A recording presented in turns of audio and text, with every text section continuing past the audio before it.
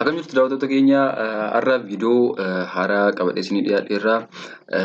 Viidiyoon haaraa isinitti agarsiisu akkam goonee suura tokko gara kaartuunitti akkamitti goonee akka geeddaruu dandeenyu isinitti agarsiisa. Na hordofaa.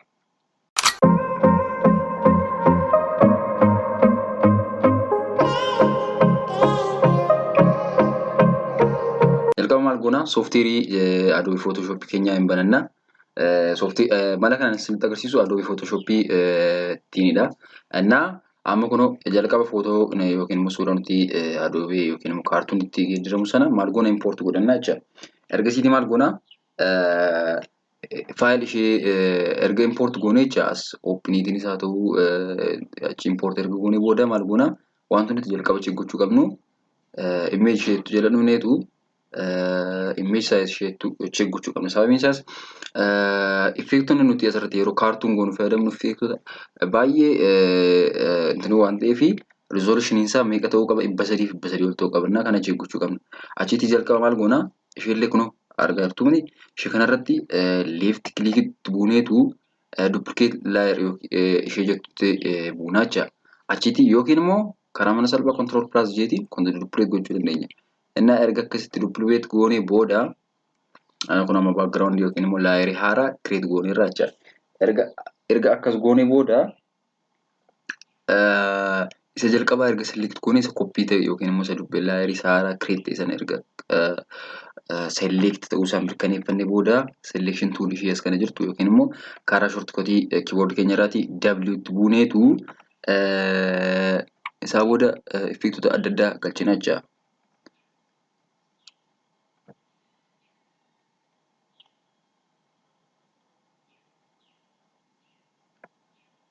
Kun amma asiin gadee background isaa bakka background hin taanetti maalan godhaa asiin gadee nan harkisaa jechaadha. Asiin gadee amma background mucaa kana footoo suura mucaa kana jechaadha. Asiin gadee nan harkisaa jechuudha. Bakka ani barbaadu bakka effektichi sun apply irratti ta'u nan galchaa jechaadha. Kuna erga akkasitti goonee booda warroota immoo hin barbaachisan immoo irraatii akka hir'isne akka ta'utti hin goonaa jechuudha. Gaanumaan ani jechuu barbaadu viidiyoon ani kana dura Adobe Photoshop irratti hojjedhe jira. Isarraa jalqabaan otoo kaatanii viidiyoo kanatti fuuftanii ariifidha. Sababiin isaas inni sura inni viidiyoon jalqaba sun hojjedhe sun for beginners warra ta'aniif hojjedhe inna jalqabarraa isarraa yoo kaatee hojjettan gamanumaatiin kanatti yoo dabartan rakkina hin qabu jecha. Innaa gamanumaan immoo chaanalii YouTube keenya akka subscribe gootan notification bell isaa akka turn on gootan gamanumaan sin affeerra subscribe gochuudhaan immoo maatii keenya maatii Elman tiktii akka taatan gamanumaan sin affeerra.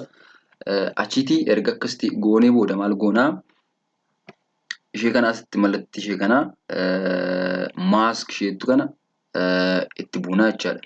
Erga akkas goonee bakka gurraacha ishee mul'attu kanarratti left click itti buunee maal goonaa sooftiweerota biraa irratti mask layer kan jedhutu jira. Select and max tu jira. Ankoo irratti immoo sooftiweerii kanarratti immoo max option kanarratti immoo refine max fayyadamna nuti. Refine max fayyadamna. Innaa isaa booda as kanatti pointoonni nuti guutuu qabnu baay'ee jiru. Innaa pointota anis amma gaanumaan isinitti kana guunnaa jecha. Radius ishee meeqa goonaa 2.3 goonaa. Smoothness isaa immoo meeqa goona beektu 36 goona.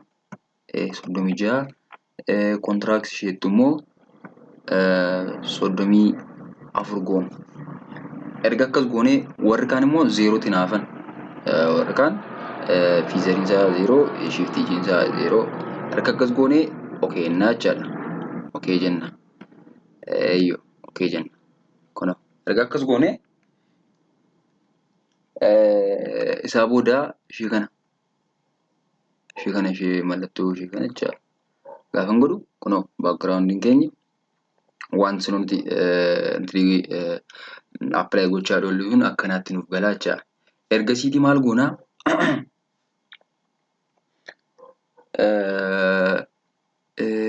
isa kanatti ishee kanatti buuneetu left click tuqneetu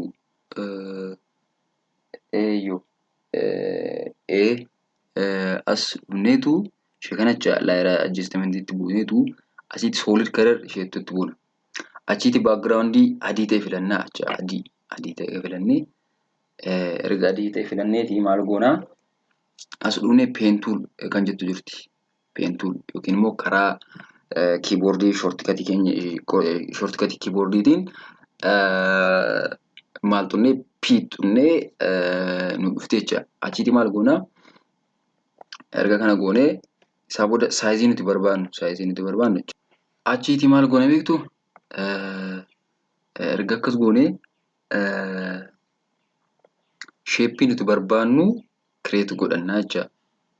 Kun maaliif nu gargaara background ichaa fi effect sana akka nuti adda baafannuuf jecha. Amma akka barbaadanitti gochuu dandeessu ani garuu cal jedheeman shape tokko create godha.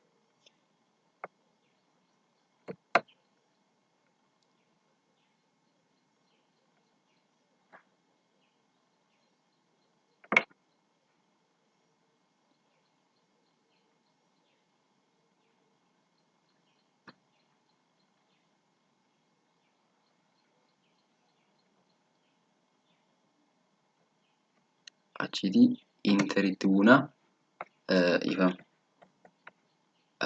erga akkas goone maal goona asitti background ishee jalqaba filanna garuu background fakkeenyaaf amma background maal fidadde beektu background yellow fidadhe yellow yookiin immoo cuquliisa jecha. Ergan ishee fidadhee achitti maalan godhaa ergan akkas godhee shape isheetti tambu'a. Kaza backgroundin keenya akkanaatti nuuf galaa jecha. Backgroundin nuti sila create gochaa oolle akkanaatti nuuf ta'a. Achitti maal goona erga akka kanaatti select goonee control qabnee select goona jecha. Erga kanaatti goonee asirraa left click itti buuneetu convert to smart object jedha isatti goona jecha. Kaza akkanaatti layerii sadan sana iddoo tokkotti create nuuf godha jecha. Ergasiiti select erga goonee booda background yookiin immoo layerii kana naqalama control plus j yookiin immoo duplicate goona jecha.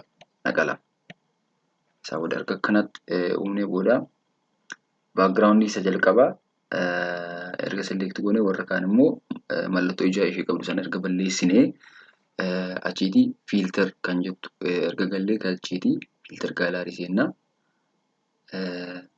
Kaza wantoonni gugguutaman jiru sanitti agarsiisa jechaadha. Kun akkanaatti naaf fideera asitti zoom godhee baay'ee zoom godhee naaf fidee. Achitti as poster age kan jettu jirti. Poster age jalatti artistikii jalaati filter gallery jala artistikii achi immoo artistikii jalaati immoo poster age dha. Achitti pointootas kanatti argitan fakkeenyaaf thickness isaa 0 gootu, intensity isaa 0 goona, posterization isaa 2 goone achitti okay jenna. Kunoo amma akka kanatti effectiin kun apply ta'a jecha. Ammas intonoon select ta'uu qaba layeriin keenya erga select godhannee achitti isa dhufnaa sharpen kan jettu jalaati filter gallery jalaati filterii jala sharpen kan jettu jalaati immoo unsharp mask kan jirtu jirti. Unsharp mask kan jirtu jirti isheetti buuna. Achitti amount isaa 90 radius isaa 5 threshold kan jettu immoo 10 goonee okay jenna.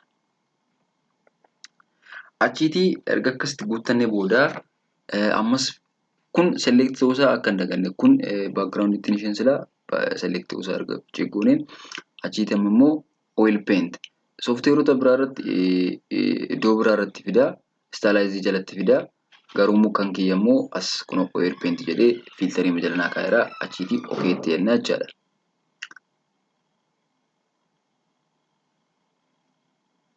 እና oil pointing keenya gaafa nu dhufu pointoota meeqa akka guutuu qabnu isinitti agarsiisa jechaadha. kunoon dhufeera. Effeektoonni nuti asirratti goggoonu baay'ee ol ka'uudha waan ta'eef fakkeenyaaf amma asitti angular direction kan jedhu 300 jira 0 gochuu qabna.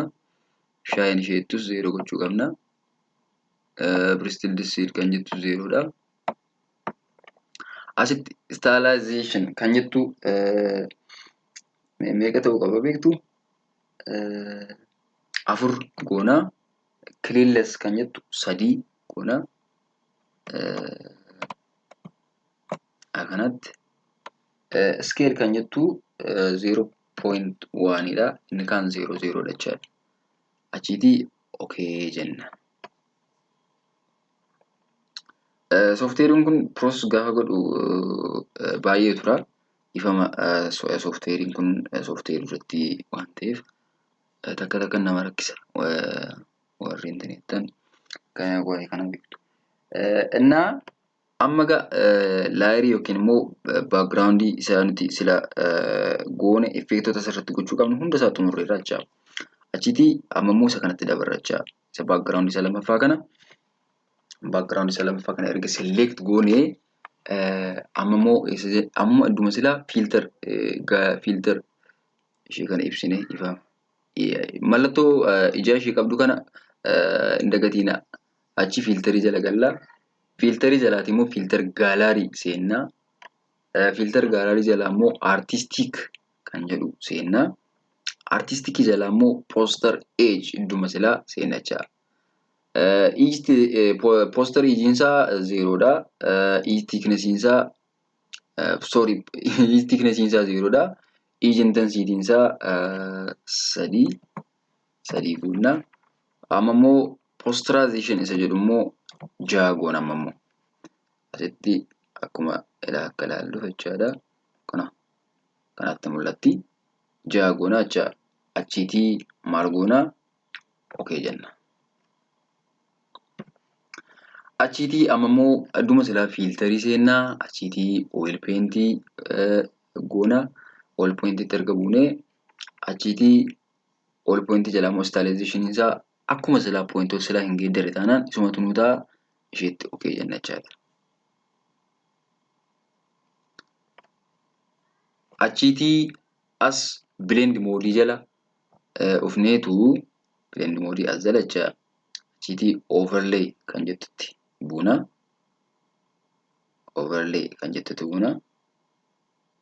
Achi apply gochaa jira. Achitti opacity ishee immoo hin xinneessina. Gara percentii 25 godhanii akkanatti bakka effeektii ariifiidha. Percentii 25 tan fide. Innaa baay'ee ariifiidha waan ta'eef percentii 25 gaadha. Innaa amma immoo akkuma akkanatti nu dhufeera. Innaa amma immoo baakgiraawundii sadaffatti daballaa. Achi mallattoo ijaa buuna. Achi ammas filter gaalarii seennaa. Filter gaalarii jala immoo amma immoo isa silaa dhiignee other ishee jettuu keessaati high pass kan jettu jirti. High pass immoo high passiitti erga buunee raadiyeesii isaa meeqa goonaa? 2 goonaa. 2 erga goonee okay jennaa. Achitti akkuma silaa blend mode jala seennaa overlay goonaa. Achitti opacity kan jedhu jala dhufnee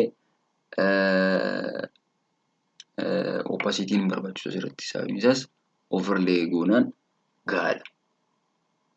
Achitti maal goonaa?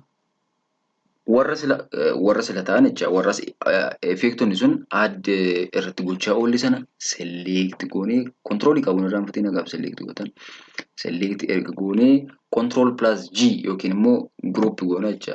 Kaza kanatti group nu ta'a jecha iddoo tokkotti jecha. Achitti maal goona amma kana aamsisin itti agarsiisa ilaalaa isa kana ibsaa. Sila normaalii yookiin immoo picturein normaalii keenya isa kanaati sila isa amma nuti create goone ilaala. Baay'ee dansa jechaadha. Softweerii biraan nu barbaadu maatama keenya deeqaa muraasa keessatti create gochuu dandeenya jechaadha. Amma bareechuutu qofaatu nu hafe. Innaa as adjustment isheetu jala seennee color lookup kan jettu jirti. Color lookupitti erga buunee process godhuudhaaf softweeriin kun baay'ee dadhabaadha. sooftiweerii biraa daawwaluun nan godha. Kanaaf garuu dhiifama guddaan sin gaafadha. As jalaa 3D layout isheettuuti faayil isheettu jalaati 3 strip look kan jettu jirti isheetti buuna. Akkanaatti jecha. Innaa ergan akkas godhee dhiifama. Erga akkas goonee erga akkasan godhee achiiti maal goona opacity ishee baay'ee galardi waan ta'eeruuf opacity ishee gara parsantii 44-45 baay'ee gahaadha. Innaa nan godha achi bakka amma xumurreerra jechaadha. Salphaatiin karaa salphaa Adobe Photoshop'itti gargaaramnee Cartoon picturii mataa keenya create gooneerra jechaadha. Picturiin keenya silaa kana fakkaatti. Kana aamsisanitti agarsiisa. Picturiin keenya inni normaaliin silaa kana fakkaata. Garuu picturiin amma nuti create goone kana fakkaata jechaadha. Innaa daawwattoota keenya tuutooriyaalota akka kanaa argachuudhaaf Elman Tech Tube subscribe godhaa. Maatii Elman Tech Tube ta'a. Viidiyoo kana like godhaa. Share gochuun dagatiinaa. Koomentii nu barreessaa.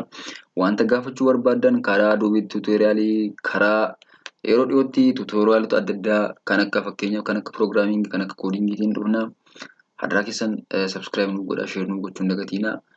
Gaaffii barbaadan immoo karaa koomentii keenya irratti nu barreessaa. Hamma dandeenye yaallaa. Innaa walumaa wal qabannee hamma beeknu waan beeknu waliif dabarsinaa.